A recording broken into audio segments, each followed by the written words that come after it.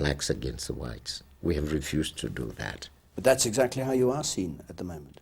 No, I'm not like that. The whites wouldn't be here if I was that. I would have been an Amin if I was racist. An Idi Amin? Yeah, Idi Amin, yes. But no, we can't do things like that.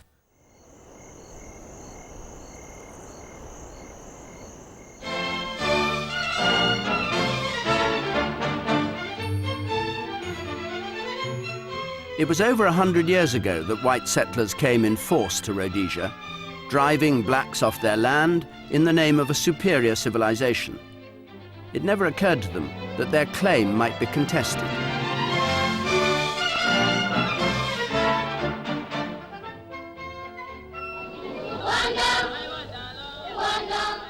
There were 4 million blacks, outnumbering the whites 16 to 1. That meant 16 blacks available to act as labourers or servants for every white.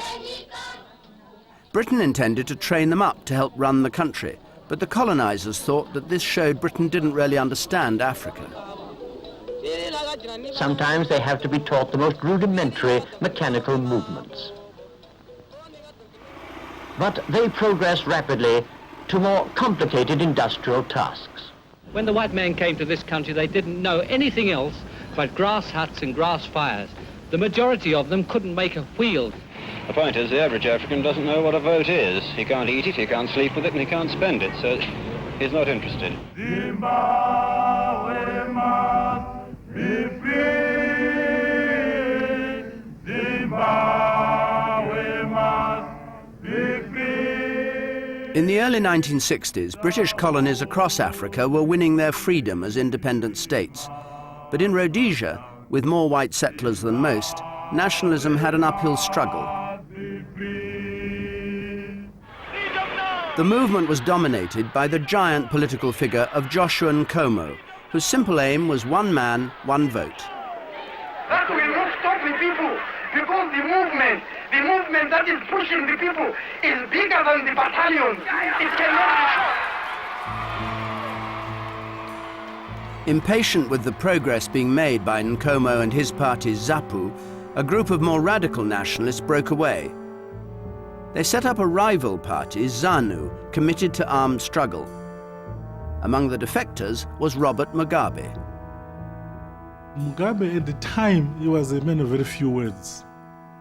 But when he spoke, he was a hardliner. He believed that, no, it is necessary for us to shed our blood to get our country back. Would you be ready to take power immediately? Yes, we are ready. Just now, we are ready to take power, and we feel... I was the last really to abandon Nkomo because I didn't want disunity. I wanted us, if there was any change, to have that change within ZAPU. And I was the last, and even Nkomo said, and Mugabe too, had two Mugabe. That was one of my happiest days in life, because we have this man here with us. It was Mugabe sitting on my left. Today, the man who has always been very difficult to extricate from Nkomo, today he is with us, away from Nkomo. The moment he joined us in the struggle, I knew he was going to go right up, because by nature he was a very brilliant young man. Violent feuding broke out between the rival parties. Ian Smith, the new Rhodesian Prime Minister, seized the moment to suppress them both and detain their leaders. I think when one realizes how irresponsible some of these leaders have been and what trouble they have brought to their own African people, that we would be failing in our duty if we did not stop this. It worked. We took them out of circulation. People began to forget about them. So it served its purpose with us. For 10 years, Nkomo and Mugabe and dozens of other leaders were imprisoned or confined to remote camps in the bush. One of them was Gonakadzingwa, near the border with Mozambique. Gonakadzingwa was really a terrible place. right in the thick of a wilderness. It had these insects which would come to your face, and each time you are irritated by them and so on and so forth. It was a place that I don't think was suitable for human habitation. They lived like kings down there. They had all the food they wanted, all the liquor they wanted. They were really on the pig's back. While Mugabe was in detention, his 3-year-old son died in Ghana. The authorities wouldn't allow him to go to the funeral. I saw he was in tears. And there was the letter from his wife saying Namo had died. His son, he just sat in the corner quietly. I watched him sob. Rhodesia's whites were putting pressure on Britain to give them independence. They wanted it right away, and without any guarantee that black majority rule would be introduced in the near future. If London wouldn't agree, they threatened to declare themselves independent regardless. Britain's Labour Prime Minister, Harold Wilson, flew to the capital, Salisbury, to stave off the rebellion. Hours before Mr. Wilson's aircraft was due at Salisbury, thousands of Africans had swarmed to the airport. They were convinced that the British government is behind them in their demands.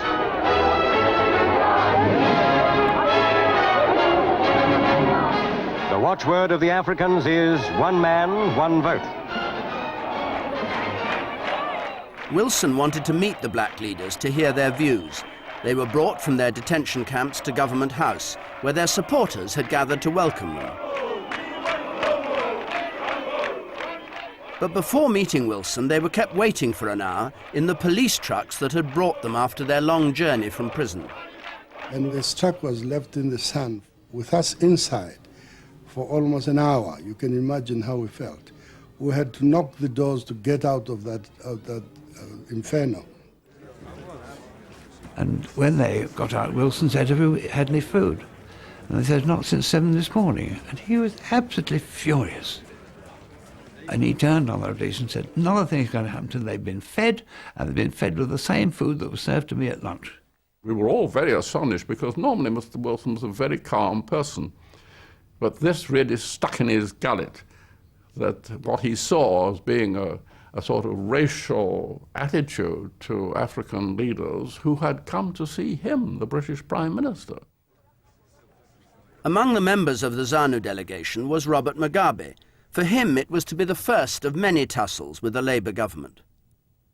We didn't get from Wilson the assurances we wanted. We asked him, would the British government use troops? He said no. Then we knew that the UDI would take place. And we said, why won't you use troops? He said, oh, because the British public won't stand for it.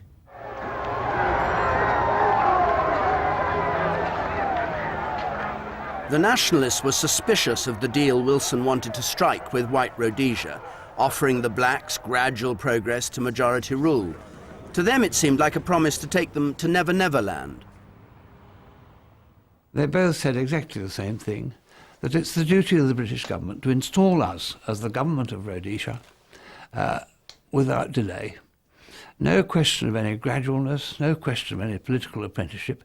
That was the British government's duty, full stop. In the face of Wilson's attempts to broker a deal, the black leaders stood firm. So did the whites. His appeal to their loyalty to the Queen fell on deaf ears. His efforts were met with contempt from both sides. Never in the British colonial history has a British Prime Minister crawled on his belly to go and parley and discuss with a rebel. We expect nothing else from this visit except another Munich. We are going to be loyal to the Queen, and we've made our position very clear to the British government and to the Queen that we will uphold law and order. After all, let's remember, Harold Wilson was the leader of the Labour Party. And the Labour Party, I don't know, you can correct me, has never won a war in Britain. It requires the Conservatives. They are the people that will rally the British if they go to war. I strongly believed that if it was a Conservative party in London at that time running, Ian Smith would never have dared, because they were going to blood him up. Wilson had ruled out blooding up the Rhodesians and tried buttering them up instead. But a dinner hosted by Smith turned into a social and political catastrophe. It degenerated, really, into a sort of rugby football club annual dinner, and had hardly the soup been cleared when stories started to be circulated, rather off-colour stories and so on. And then, as the sort of pièce de résistance, His Grace the Duke of Montrose, known as Lord Graham, he was the great funster of the party, and he was persuaded to dance. Angus Graham set the tone. He was a great raconteur and a teller of jokes. So Angus took the floor and told them a number of jokes which were quite hilarious. But I could see they weren't enjoying it because it wasn't the sort of thing they wanted. The dance considered a sort of very gyratory and mock erotic, but the central feature was that he put a penny between his buttocks, and the secret was to keep the penny between his buttocks all the time he was gyrating. And no business was conducted at that meeting whatever. They were people with very considerable capacity to organise themselves for an effective rebellion, as it turned out. And I think we misjudged that, and to some extent that kind of episode was one of the sources of what clearly, as the time went on, was a misjudgment. Perhaps a greater misjudgment was Harold Wilson's decision just before he left Salisbury to fly home to London to spell out his own tactics. He'd already told the black nationalist leaders in private that there was no question of Britain using force to prevent UDI. He now said the same thing in public, effectively throwing away his trump card. I've met African leaders again and again and again, but I've had to tell them, and it was not easy, and it was a bitter pill for them to swallow, that their demand for Britain to attempt to settle all Rhodesia's constitutional problems with a military invasion, this demand is out. And if there are those in this country who are thinking in terms of a thunderbolt hurtling from the sky and destroying their enemies, a thunderbolt in the shape of the Royal Air Force, let me say that thunderbolt will not be coming. He never gave me any warning he was going to make this statement publicly. Nor had he ever actually taken that position with me privately, because we discussed this regularly, both one-to-one and in the relevant cabinet committee. So I thought it was a disastrous error.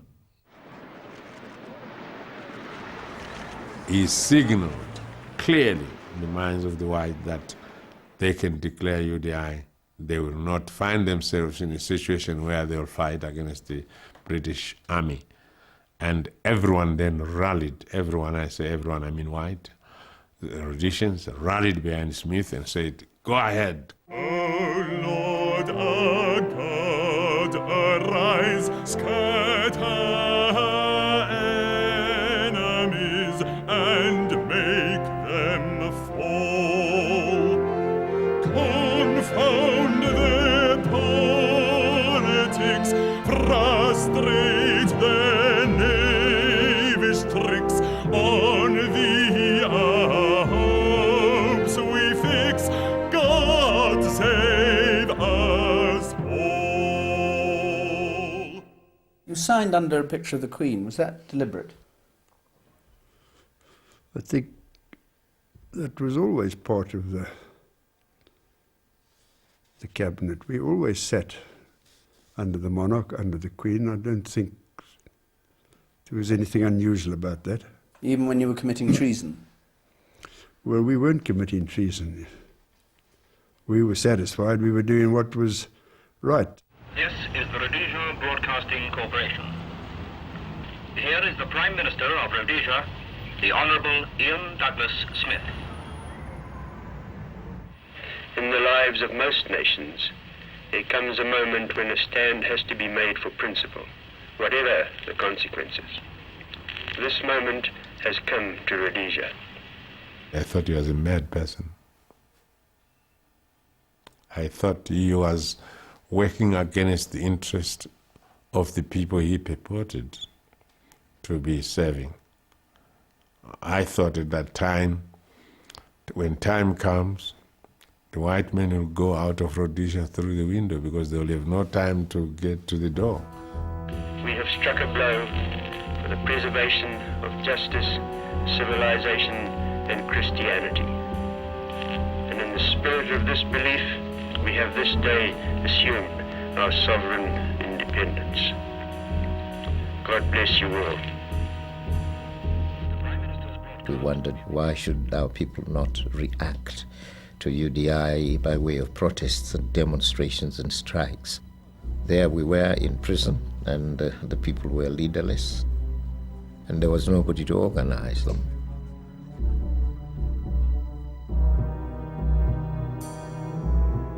Ian Smith was now the illegal Prime Minister of a rebel state. He'd outmaneuvered Harold Wilson, and the British couldn't dislodge him. But it was Wilson who had the better grasp of the consequences. Many innocent people, men and women and children of all races, black and white, could lose their lives. It's a nightmare with which I have to live, that this could be enacted on British soil in Africa.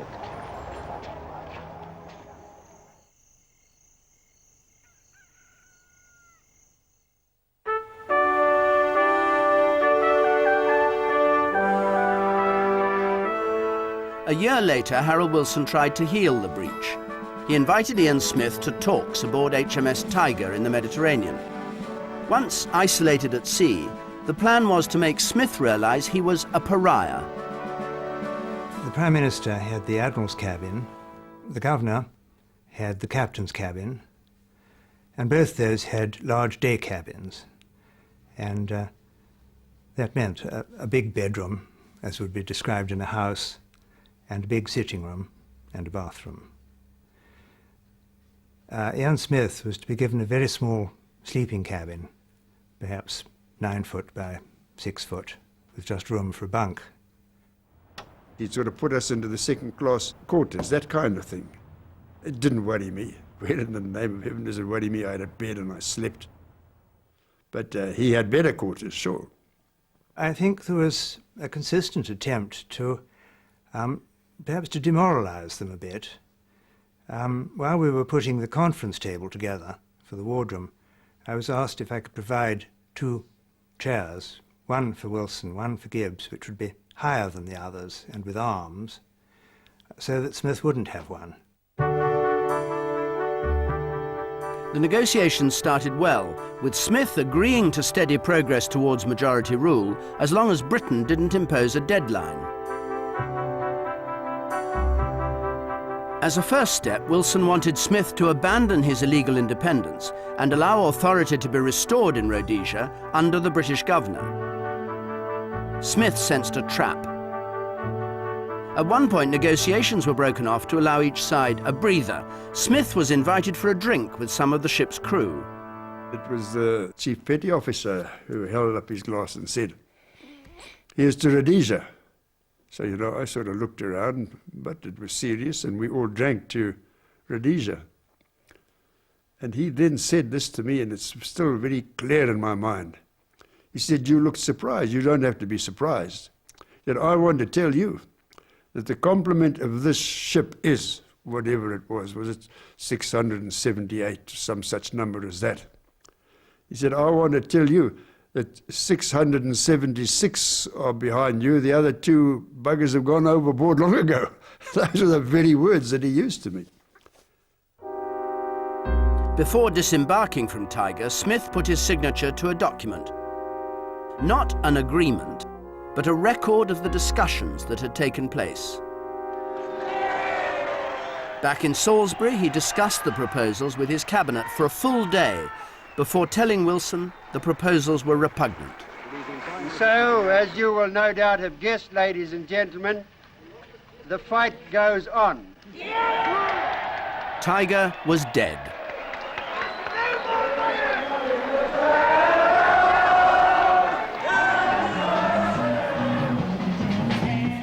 The whites revelled in their new status. As long as their neighbours in South Africa kept them supplied with oil, they believed they could defy the rest of the world. If the weeks of independence could be turned into months, and the months into years, perhaps one day they'd be accepted.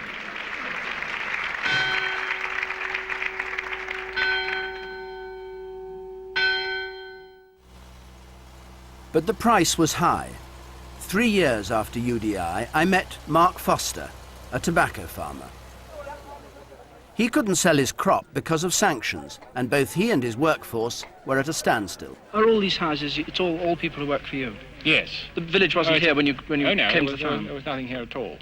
What kind of pleasure do they have apart from working? I mean, what do they do when they have a day off or at the weekend?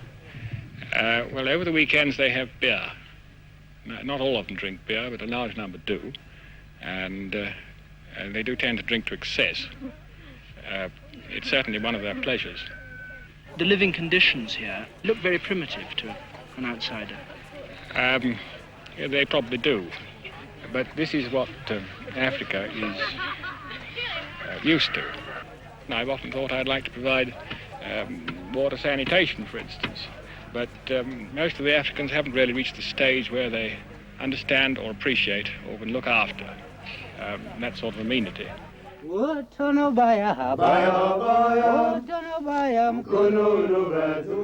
Within 6 months of UDI, black nationalists, trained as guerrilla fighters in neighbouring countries, were mounting their first raids into Rhodesia. South Africa came to the rescue again, sending helicopters and military police to help counter the threat which Prime Minister Forster thought would spread to South Africa. Good morning, freedom fighters. Good morning, Commissar. Here are the news.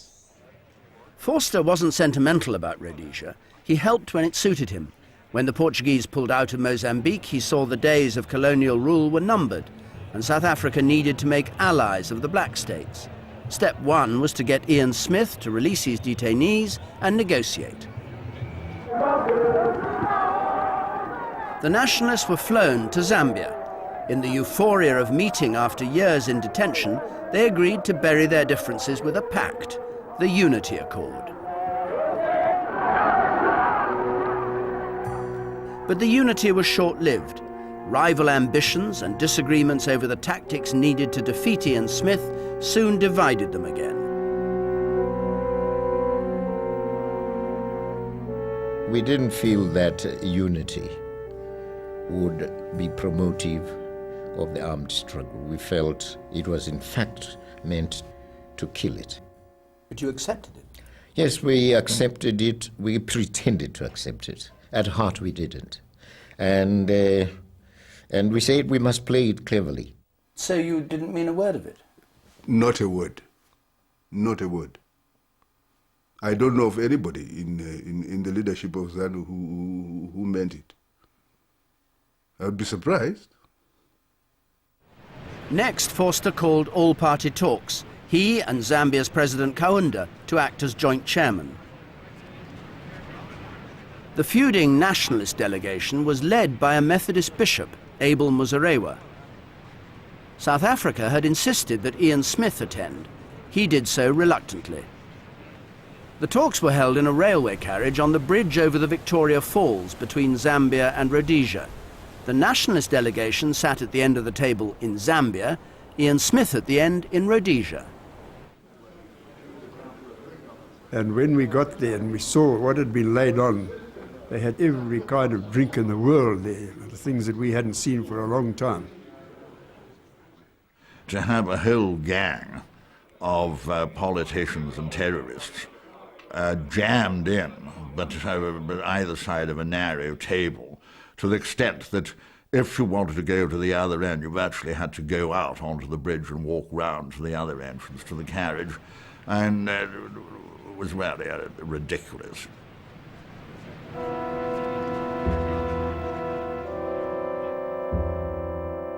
Black and white had never been physically closer.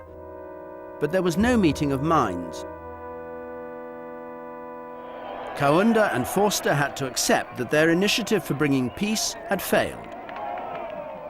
Ian Smith told the nationalists that in his view the discussions were going nowhere. Yeah, they were quite happy. They said, let's call it off. So we quietly went out and went back. They didn't quietly go out. They went back into the refreshment place there, and they tell me that before they left there wasn't a drop of alcohol left in the whole place. They cleaned it out and they staggered out.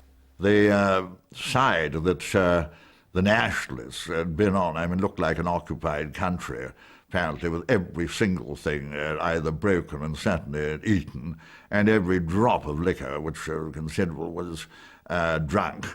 Oh, well, I won't deny that at all. We used it, but we were not drunk.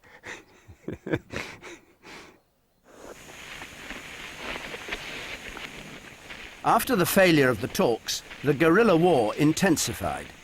Smith's security forces were overstretched. South Africa was still trying to push Smith to do a deal, and it had withdrawn military support. Even the supply of ammunition was restricted. Privately, Ian Smith was under great pressure. Publicly, he toughed it out. I don't believe in black majority rule ever in Rhodesia, not in 1,000 years. I repeat, I believe in black and whites working together. If one day it's white and the next day it is black, I believe we will have failed, and I think it will be a disaster for Rhodesia. In an unlikely move, Forster now collaborated with Henry Kissinger, the United States Secretary of State, to seek a settlement. Both thought it could stop the spread of communism in Africa. Kissinger simply told Smith the game was up. He turned round to Ian Smith at one period of time, and he said, "Mr. Prime Minister, this is the first time in my career that I've had to ask anyone to commit political suicide." Returning to Salisbury after the talks, a chastened Smith showed the strain. I can remember flying back from Pretoria, and the body language of our Prime Minister I shall never forget. I think he'd had an awful lot of pressure put on him. He looked like a chap who'd been 15 rounds in the ring. Only 6 months after boasting there'd been no black rule for 1,000 years, Smith made a dramatic concession. Number one, Rhodesia agrees to majority rule within 2 years. 2. The fatal words were out. There could be no going back. Regrettably, however, we were not able to make our views prevail. Good night, and may God be with you all during these trying times. I was sad, sure. But I tried to contain that and keep it to myself, because obviously if my Rhodesian people thought I was upset and emotional, then I think it would have had an unfair effect on them.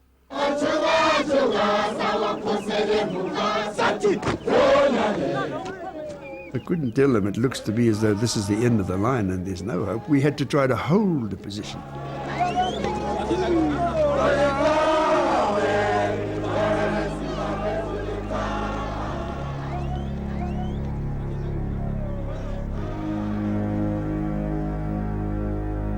Don't pull the trigger yet until Larry tells you. Hold it nicely. Come on, look over there. Okay, you ready? Pull.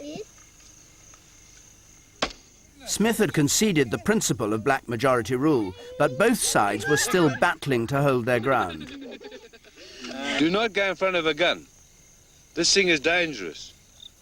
Have you seen the effect of what this thing can do? Huh?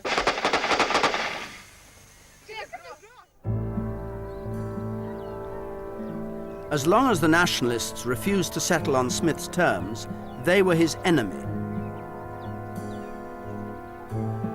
Just across the Rhodesian border in Mozambique, you can still see evidence of the ferocity of the battle. Here, white Rhodesia showed its determination to hold the line. On a bend in the Neadzonia River, now overgrown with trees and thorn, are what look like crumbling concrete bunkers. This was one of Robert Mugabe's camps. The Rhodesians claimed it was being used to train his Zanla guerrillas. The nationalists said it housed refugees from Smith's Rhodesia.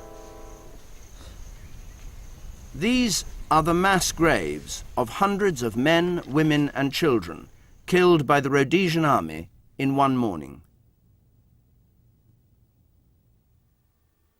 Our casualties were 4 lightly wounded, and they were over 1,000.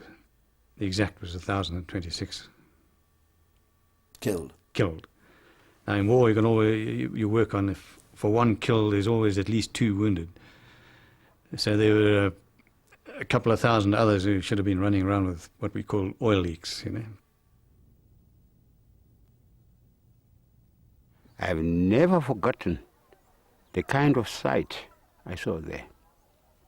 I think they must have emptied some tons of ammunition, judging by the shells that gathered that almost half an acre or more of a camp, empty shells.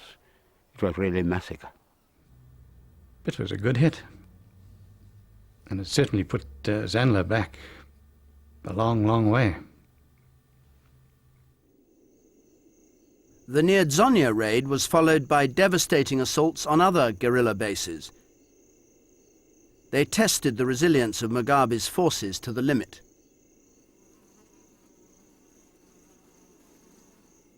You get so aggrieved, and it works on you and works on your emotion in such a way that you can never forgive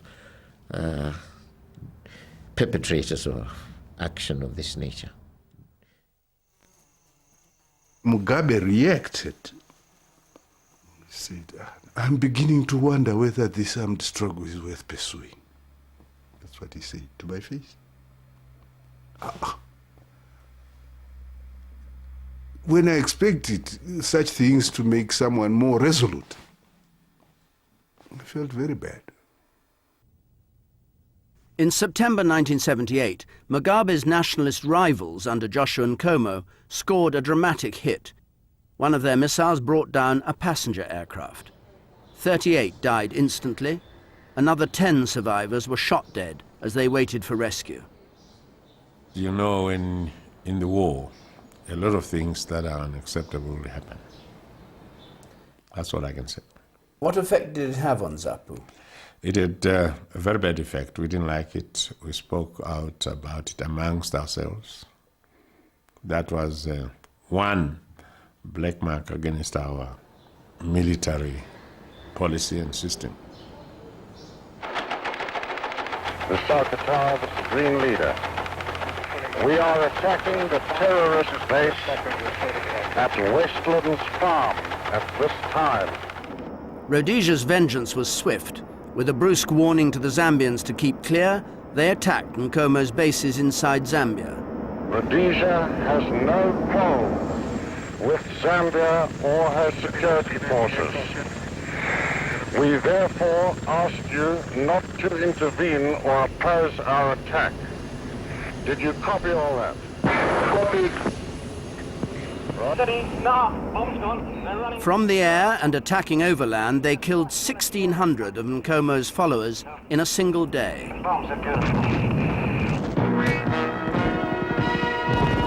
Most of the terrorists wore some kind of uniform. Some were caught washing in the river.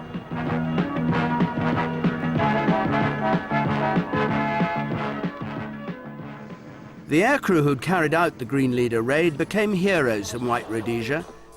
Their message to the control tower made into a hit single. This is what God would have willed. Kill or see the children killed. In 1979, Britain elected a new Prime Minister. Smith expected Margaret Thatcher to approve a compromise deal he'd struck with black moderates. Bishop Muzorewa had just been elected Rhodesia's first black Prime Minister. Arriving in Zambia for the Commonwealth Conference, she surprised everyone by dashing his hopes. The aim is to bring Rhodesia to legal independence on a basis which the Commonwealth and the international community as a whole will find acceptable. The British government is wholly committed to genuine black majority rule in Rhodesia.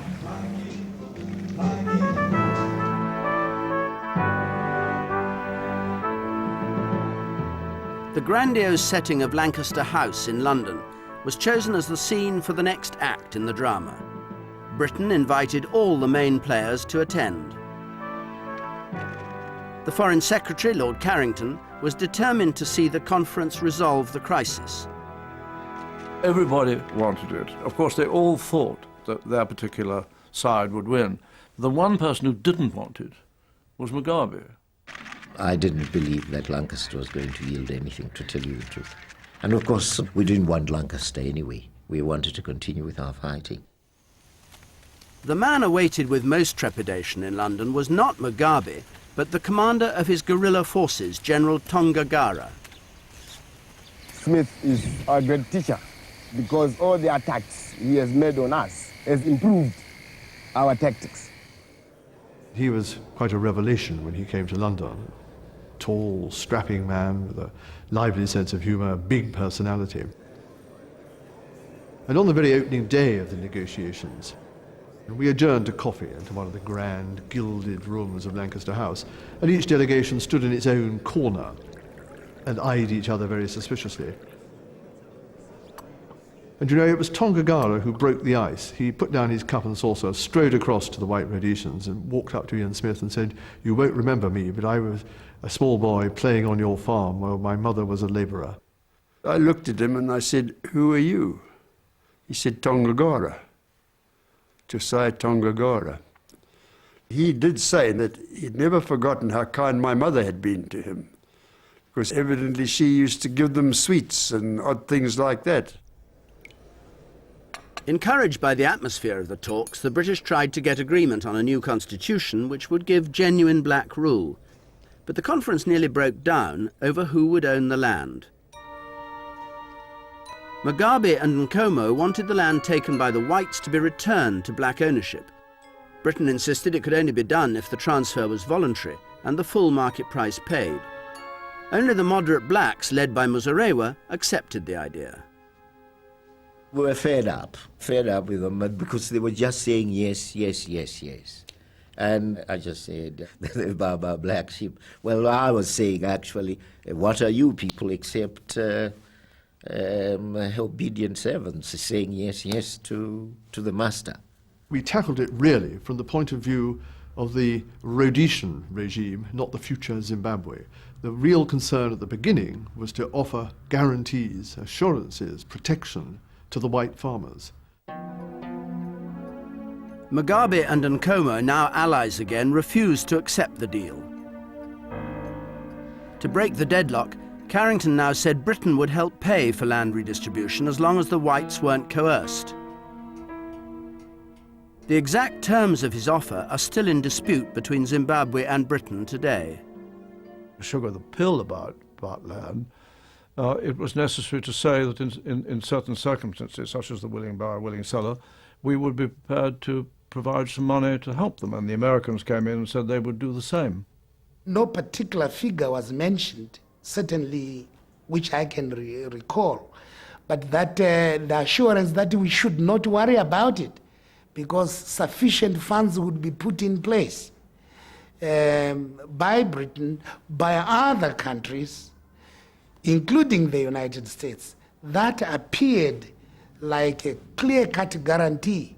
The statement was quite forthcoming, certainly gave the impression of a continuing program of financial assistance in the future. With benefit of hindsight, I think we should have insisted upon at least a written pledge. The black governments of the countries bordering Rhodesia were weary of the war. They told the Patriotic Front to agree the land deal or be thrown out of their bases. The terms of the ceasefire now had to be hammered out. It meant winning the backing of the Rhodesian commander, General Walls. The plan was for the guerrilla forces to move to assembly areas inside Rhodesia. Walls feared Mugabe's men would have a free rein to intimidate voters in the forthcoming elections, and that Britain might not intervene. A private meeting with Mrs. Thatcher reassured him. She said she didn't want a Marxist government. She regarded Mugabe as Marxist. She didn't want terrorists to get there by terrorism and intimidation. She said, if you think it necessary, you can appeal to me direct, and I'm giving you that right of access. So I said that if we thought it was worthwhile trusting anybody, perhaps we could trust her. She'd given her word. The other key part of the plan was that a British governor should be sent to take over the administration of Rhodesia. He'd supervise the ceasefire and see that proper elections were held. But first, the newly elected Prime Minister had to be persuaded to stand down. Was it a difficult decision? It was a difficult decision, and a lot of people, including my members of cabinet, didn't like that. It wasn't nearly as difficult as it ought to have been from his point of view. I mean, hang on, it wasn't. Sorry, you've lost me. It wasn't as difficult as it ought to have been. Well, from his point of view, if he would have said no.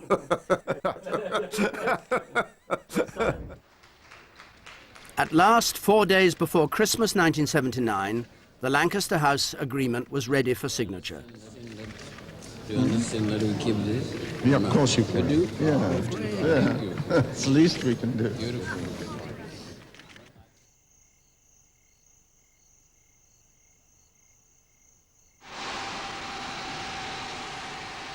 Lord Soames, Carrington's cabinet colleague, arrived in Salisbury to take power in the name of the British government. Smith's rebellion was over.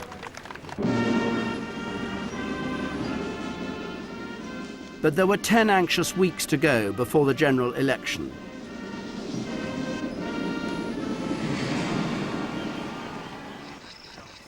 A small Commonwealth monitoring force set up assembly areas in the bush. Into these came thousands of fully armed guerrilla soldiers, suspicious and sometimes hostile. Soames said he was walking on eggshells.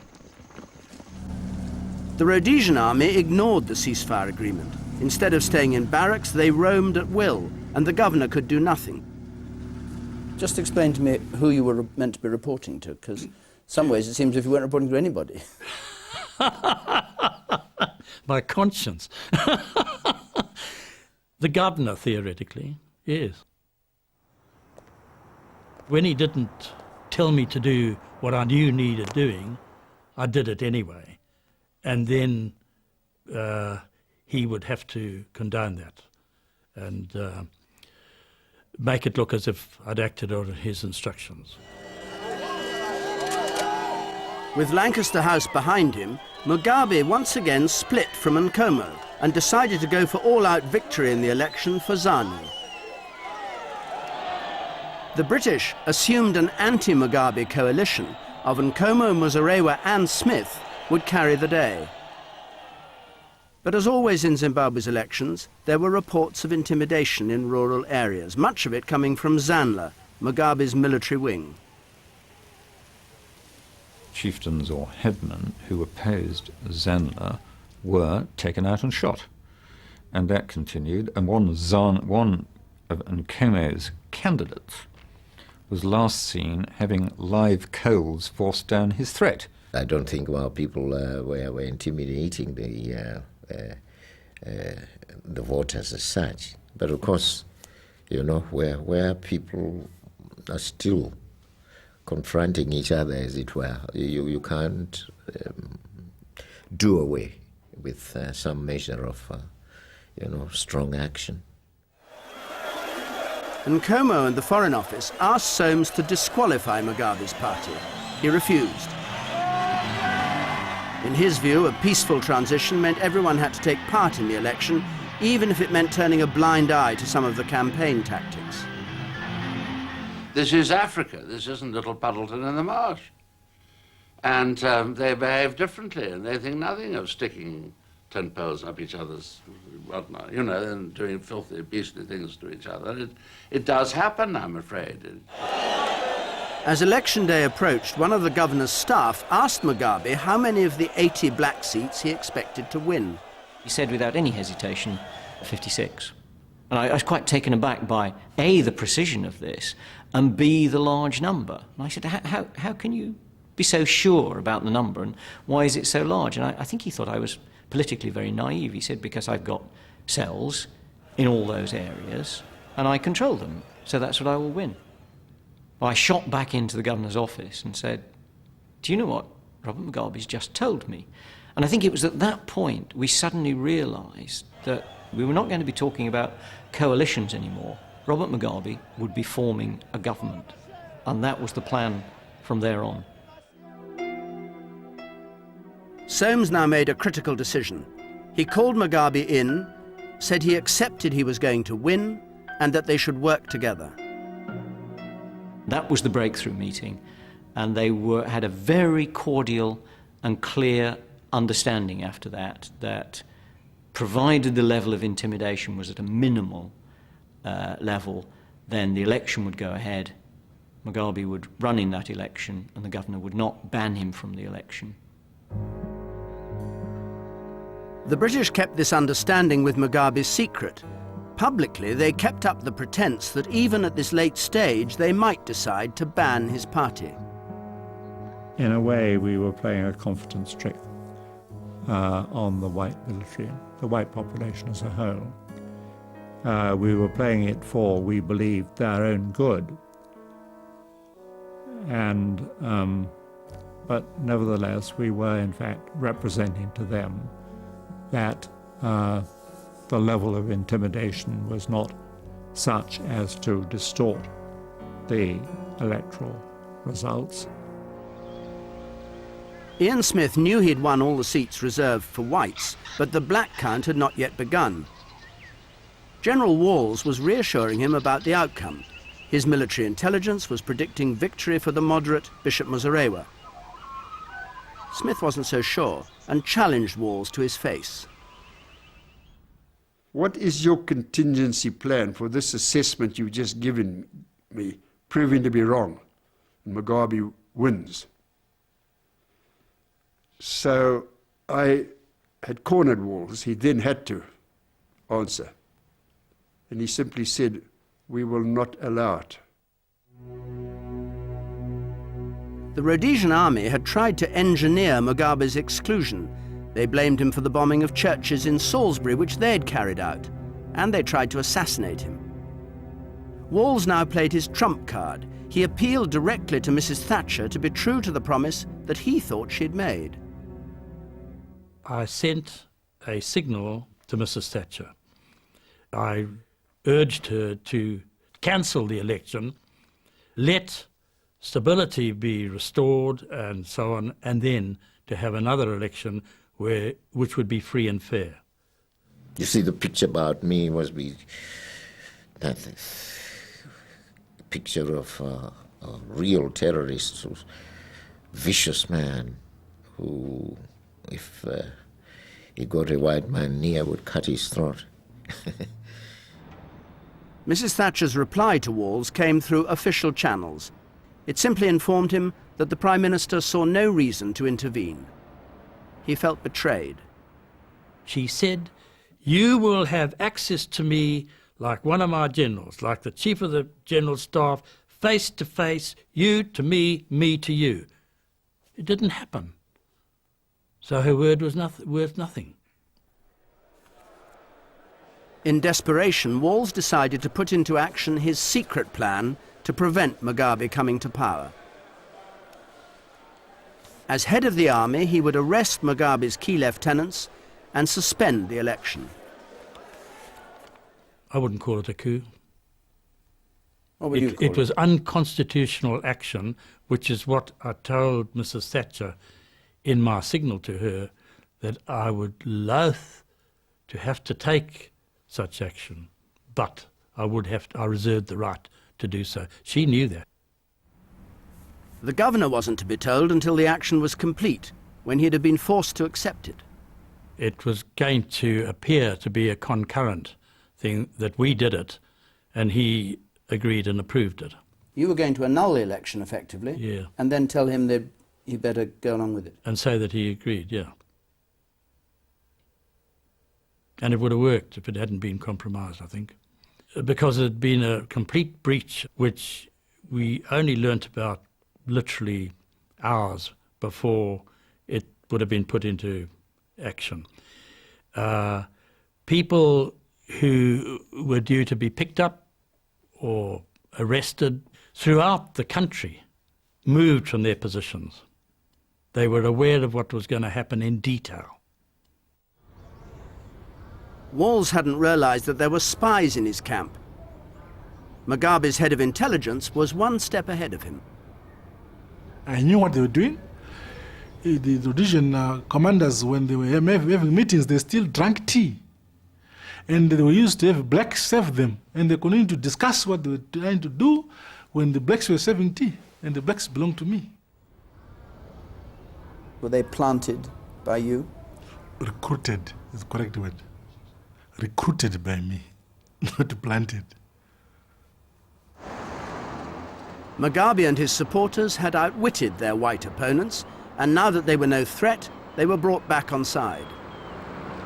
We called the head of the Air Force, the head of the police, the head of the army, and the head of security, these four. We called them at night to the president, and then the president said, look, you can now see that we knew they were planning coup.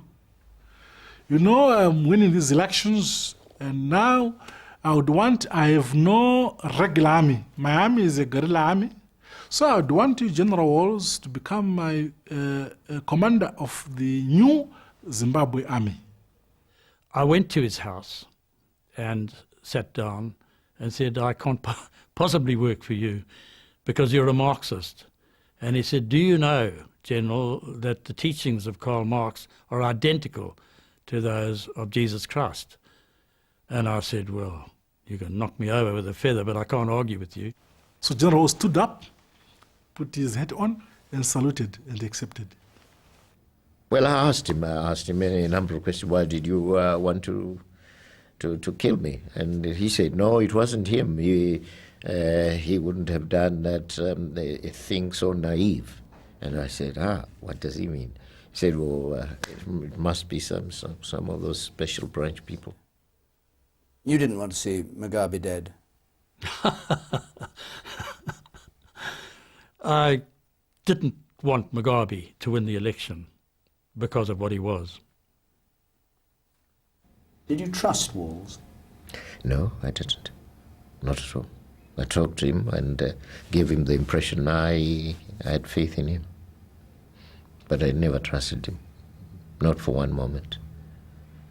We would watch him and see what he would do. But we would bide our time, and in due course we'd get rid of him, which we did. Gained 57 seats. The euphoria that greeted Mugabe's victory caused panic among the whites. Many were packed and ready to leave, when Mugabe, encouraged by Soames, made a gesture of reconciliation. I urge you, whether you are black or white, to join me in a new pledge to forget our grim past. Forgive others and forget.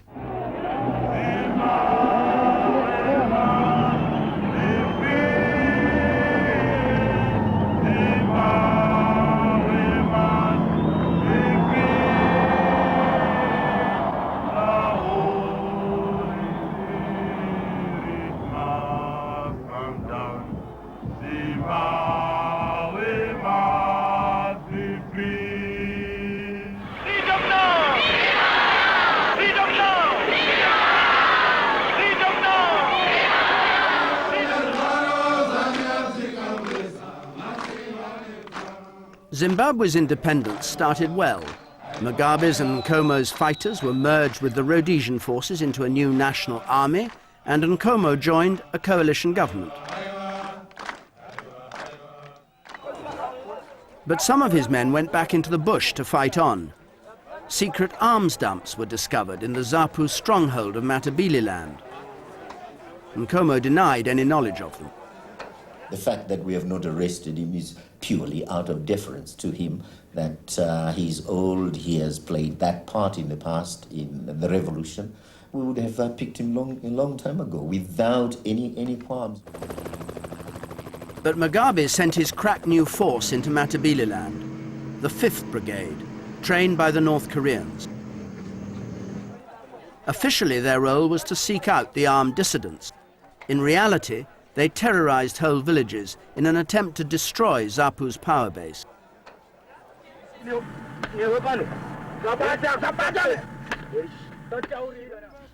The scale of the Matabeleland massacres dwarfs anything that's happened this year in Zimbabwe. It's only recently that people have begun to speak openly about what happened over 15 years ago.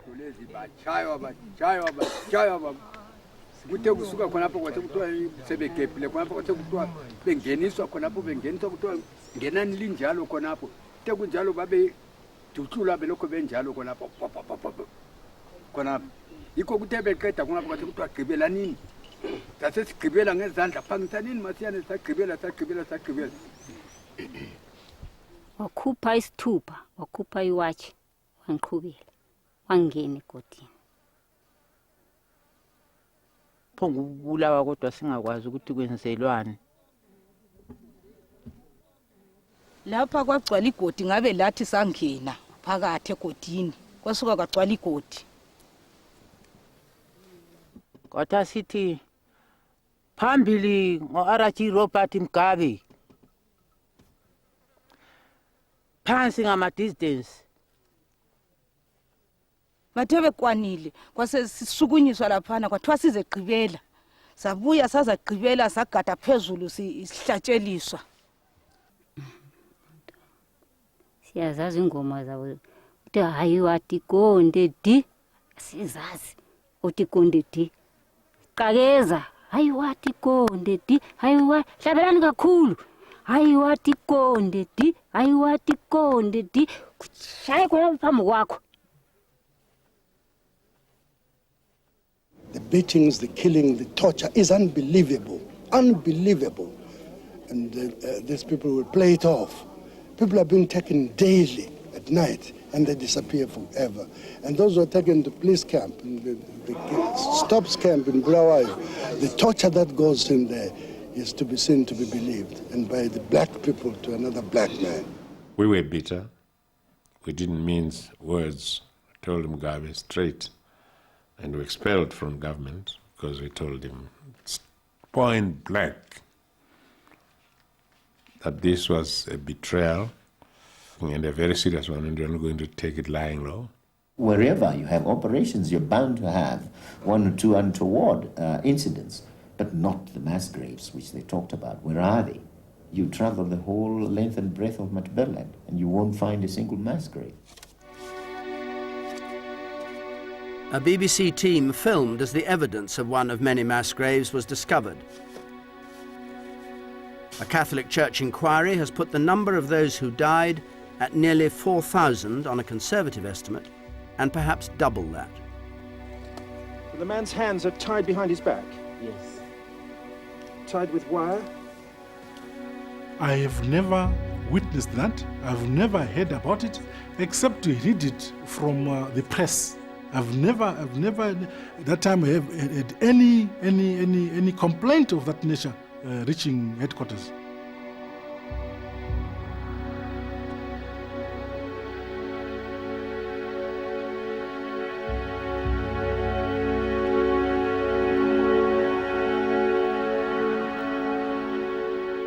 Even to this day, I don't believe that it was just the 5th Brigade which operated and is now being accused of the atrocities. I don't think they're the only ones who stand accused if accusations are sustainable. We should also ask the other question: how many people died at the hands of the dissidents? Are you saying Mugabe had no hand in the attacks that were made on Matabeleland? I wouldn't like to state that myself, but this is what he says. This was just something that was done by junior officers he had no hand in it, and we took it for his word. But I wouldn't say myself that he had no hand in it, because I don't know. Mugabe's troops led an attack on Nkomo's house in Bulawayo. They shot his driver and 2 others. Nkomo narrowly escaped. In fear of his life, the father figure of the liberation struggle fled the independent Zimbabwe he had helped create. Government ministers and Mugabe supporters now spoke of a final solution to the Nkomo problem: the liquidation of ZAPU. Nkomo must be out. He must die in exile. Die in exile? In exile. We don't see him in Zimbabwe anymore. Nkomo is an enemy to all the people. He must be hanged. Hanged? Yeah. Why do you say that? He's disturbing the country. We will order Mugabe. We are going to order Mugabe to declare one-party state. Mugabe needed no encouragement. A one-party state had always been his ambition. One-party state. The dissident party and its dissident father are both destined not only for rejection, but for utter destruction as well.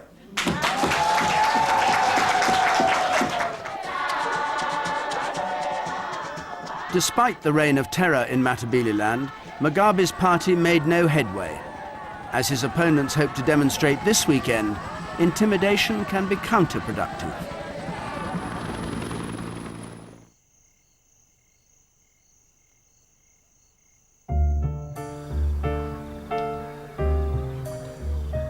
The liberation battle was fought for the vote and to win back land. But 20 years on, blacks still haven't got their hands on the best farms. For the first 10 years, whites weren't forced to sell, and few did. Some abandoned farms were parcelled out to blacks, but the results were disappointing. The government was in a great hurry to just put people on the land. We have now settled 150,000 here and 25,000 there. It was a head-counting exercise. And it worked for a few years because they were placed. But they became disillusioned. So they started drifting back. The farms were abandoned, they were left. The big commercial farmers like Jim Sinclair felt they'd won a reprieve. It was certainly a very good time for us. We prospered, and we were expanding as we did it. Did you feel secure? Absolutely. We realized that although the European farmers were greedy, arrogant, and stubborn, they had something that we didn't want to lose as a country for our economy to move forward. But the land issue festered in the minds of blacks. If the best land remained in white hands, what had the war been for? In the early 90s, the government began talking of compulsory purchase. But it was all rhetoric. Nothing happened. That's what the war was all about. It was about land. Once there's been a delay, then obviously you expect the people to lose patience and think it's best to take things into their own hands. It's a failure of the government, really. In a way, yes, one should admit it's a failure of the government to have got it sorted out. We did not plan in time for it. The war veterans who'd fought in the liberation struggle were growing disillusioned. They could see no sign of the fruits of victory being shared with them. What rankled most was that under the Constitution, the pensions of their old enemies in the Rhodesian army were protected, while they got nothing.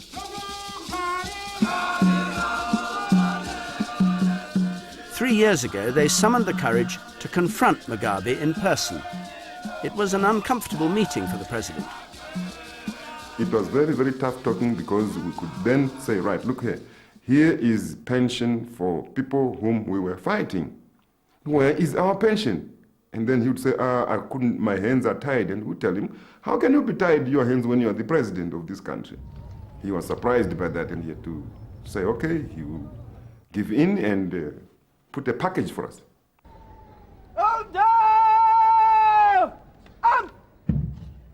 The war veterans now demanded that Mugabe honour their war aims by starting serious land reform.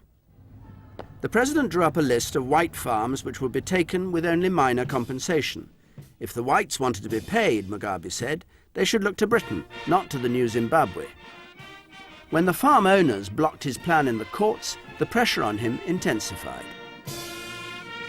At each of the ZANU-PF annual conferences, the land issue was the most heated debate all the time from 1996, 7, 8, 9. For 4 consecutive years, the government and the party leadership had it difficult to explain at party level why the land was not there and why people were not being settled. Mugabe's popularity was waning. He held a referendum to allow him to take land without compensation, but the voters ignored the issue and treated the poll as a vote of confidence in his government. Mugabe's defeat encouraged the new opposition party, the MDC, to think they had him on the run. At first, Mugabe took the result in his stride. Good evening, fellow Zimbabweans. Government accepts the result and respects the will of the people. It was the first time this government had lost anything politically. It was the first political defeat. It gave people a psychological boost that yes, it can be done. The war veterans saw things differently. Without the change in the constitution, they realized the land issue might die once more. Taking the law into their own hands, they invaded a farm without permission. It wasn't white-owned, it belonged to the government, and seemed to be an act of protest against Mugabe. People in Masvingo decided to invade the government farm. That was a unilateral decision which was not instigated by ZANU-PF directly to say, comrades, ex-combatants, go and invade the farms. Nobody did that. The war veterans actually invaded the farm independent of ZANU-PF. Within days, white farms were being invaded, and Mugabe saw an issue to revive his political fortune. The veterans were joined by Mugabe's young activists. At one time, I thought we should quickly remove them. And on second thoughts, we realized there was need for that demonstration to get into these white people with thick heads a message, a very clear message, that they will never, never have it their way.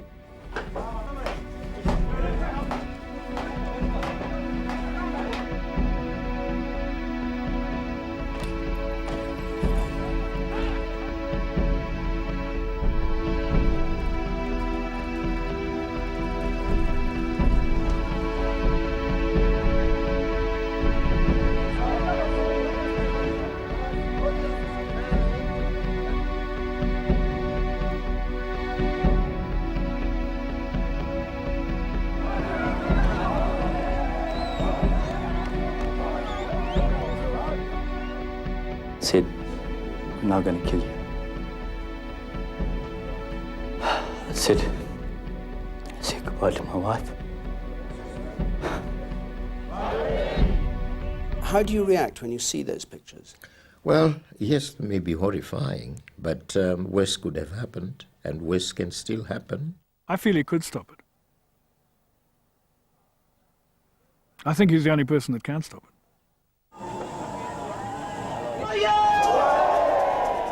The papers in Britain all expected me to order the war veterans out. I said I will not do that at all.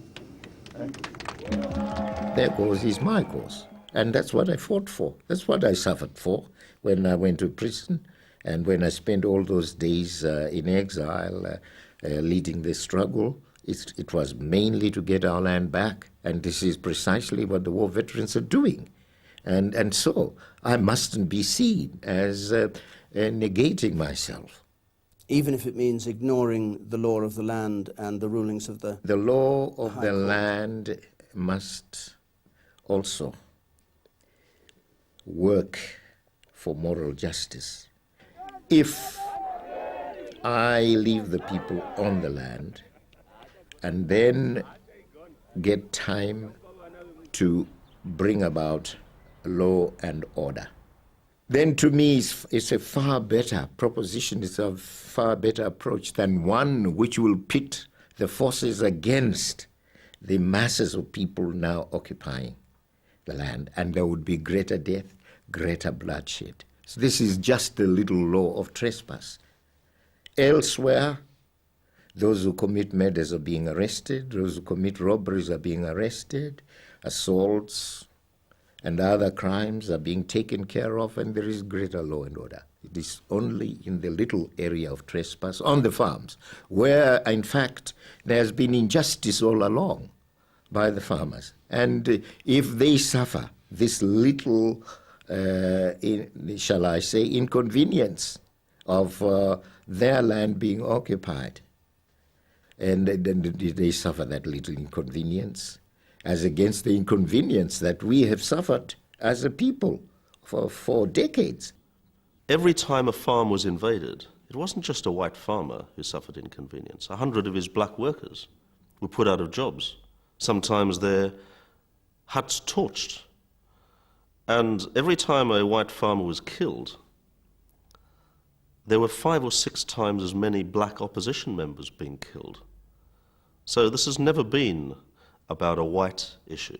It's actually been all along about Robert Mugabe ruthlessly taking every last step he can to make sure he wins the election, come what may.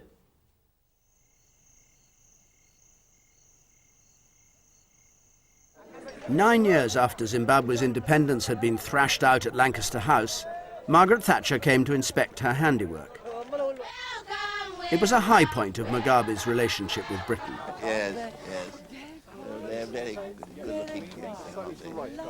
My dominant impression is of Mugabe almost beside himself with excitement that she had finally come, literally hopping from foot to foot with the pleasure of it all. The flag of Zimbabwe and the flag of the United Kingdom flying together as a visible symbol of the true and enduring friendship that has sprung up since independence and which will exist long into the future.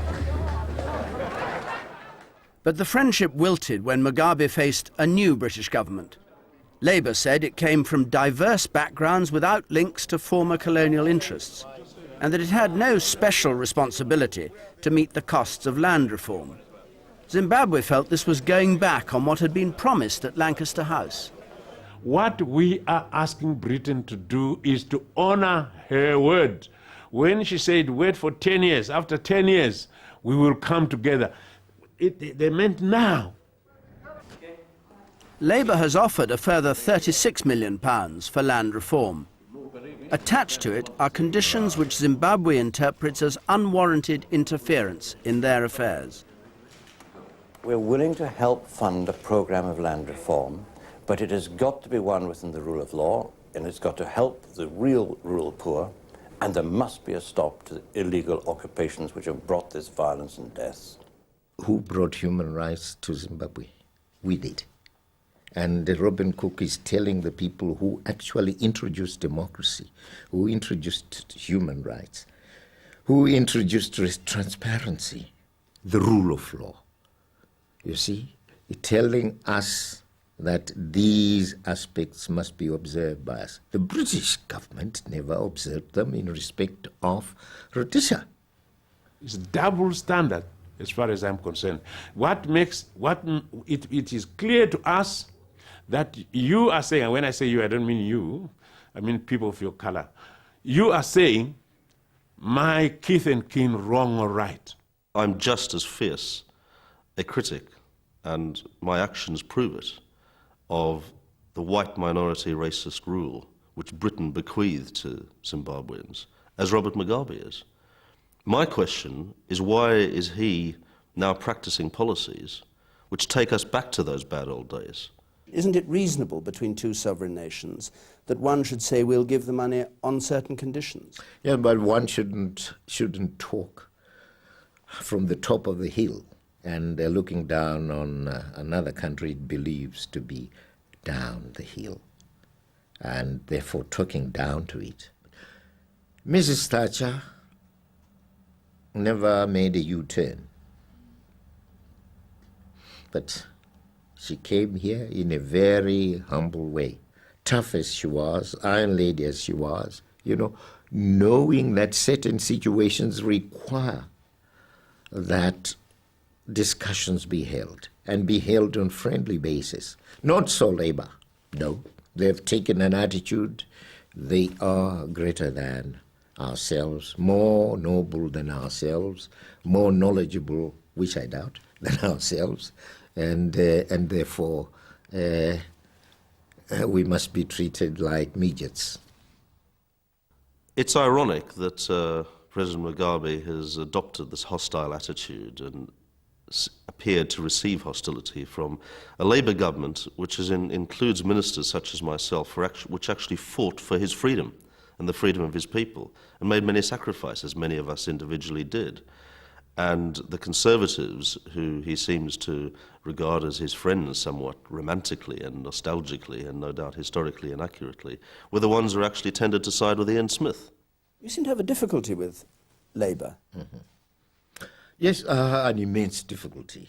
They appear to us arrogant little fellows. You know, the people who have suddenly come into leadership, probably never expected to do so.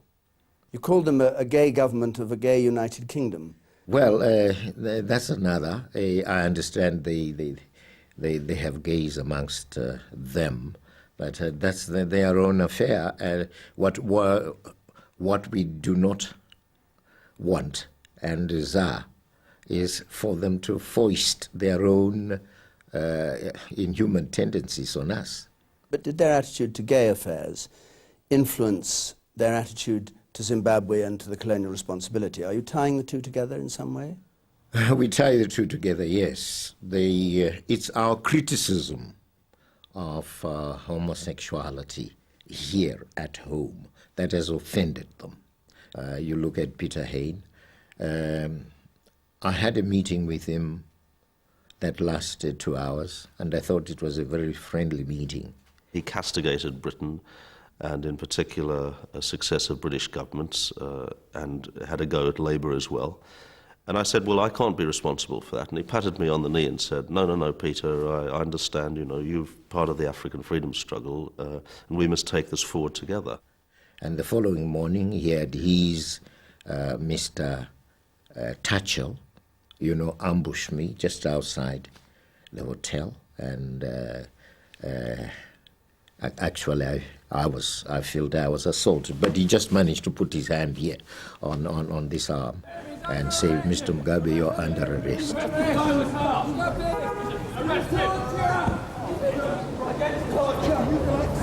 No! Arrest him! Arrest him!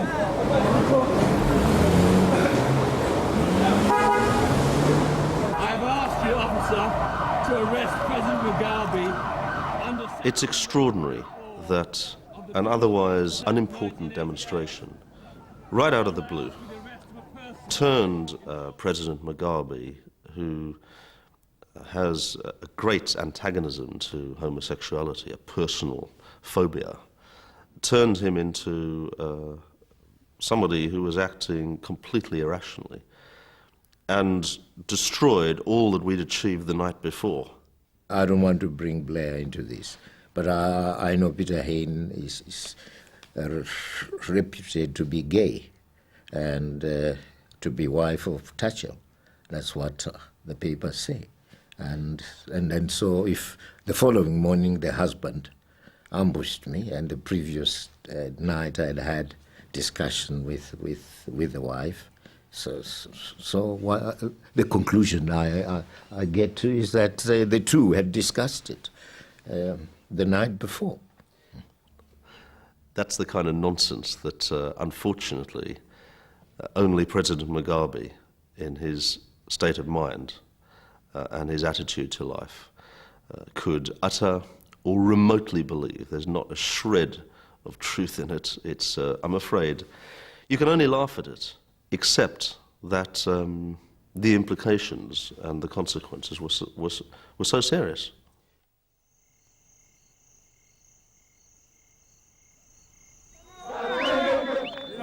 This weekend, Robert Mugabe faced the toughest election battle of his life. A week ago, the opposition held a rally in the stadium where independence had been celebrated 2 decades ago. Crowded on the terraces were 20,000 supporters of the Movement for Democratic Change. Many of them carried red cards to send Mugabe off the field. He is totally out of touch. Anyone who is below the age of 40 want jobs rather than land. The younger ones will say, oh no, we know nothing about this liberation struggle. No, don't talk history to us. What we want is money, incomes. We don't have them. And so your government is no good for us. We'll vote against you. Yes, they will. But the majority of the people will not do that. Mugabe's own rally also traded on nostalgia. It was held where 250,000 people had once welcomed him back from exile. Now he could only muster 4,000 or 5,000. This weekend could mark the beginning of the end of the Mugabe era. If the opposition do well, it won't mean the election has been free and fair. It'll be because the people of Zimbabwe have had the courage to stand up to threats and intimidation. With rising inflation and unemployment, there are many former supporters no longer willing to give their president another chance. What is freedom without food? What is freedom without money? What is freedom without a house? That freedom is not worth anything. Mugabe's old enemy, Ian Smith, lives out his days in peace. He's never been called to book by Zimbabwe's liberators for his actions as he fought off majority rule. Mugabe may not be let off quite so lightly. We have lived through a reign of terror by Smith. And now we are living through reign of terror again by one of our own.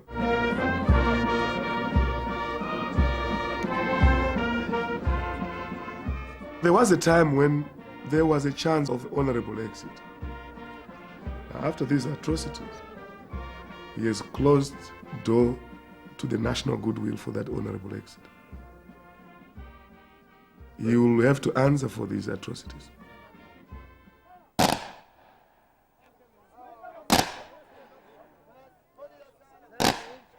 As he contemplated the outcome of the election, Robert Mugabe showed signs of unease, the thoughts that trouble him in the dark watches of the night. Were the MDC to win a majority in the elected seats in Parliament, would you compromise to work with them?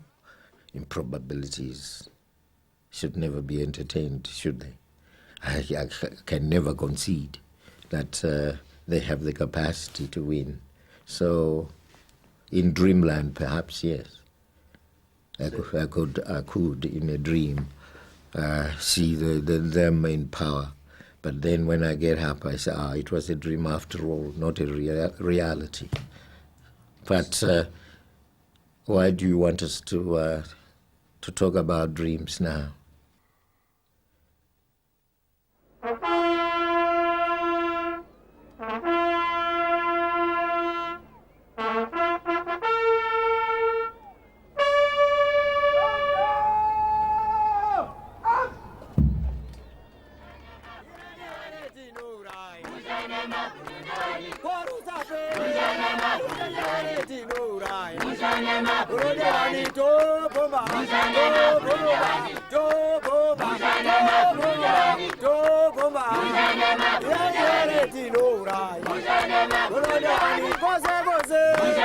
Yeah,